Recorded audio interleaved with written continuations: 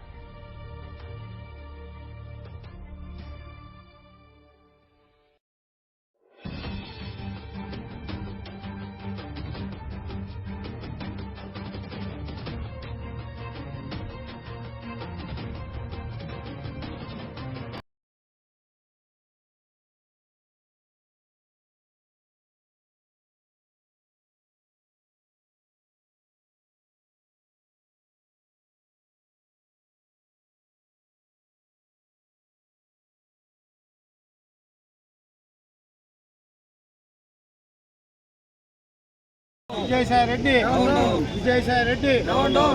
జర్నలిస్టుల ఐక్యత, జర్నలిస్టుల ఐక్యత, జర్నలిస్టుల ఐక్యత. వీడియో ఇచ్చేస్తాం.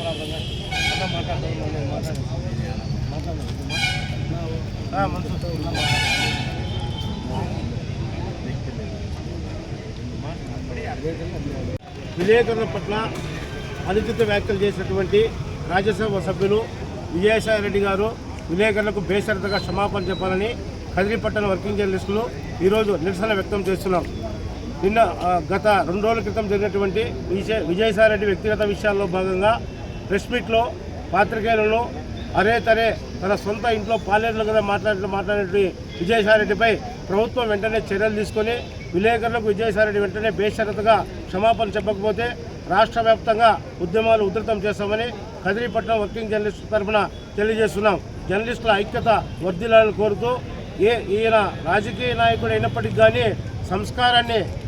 సంస్కారం లేకుండా అనుచిత వ్యాఖ్యలు విలేకరులపై మాట్లాడడం సమంజసం కాదు.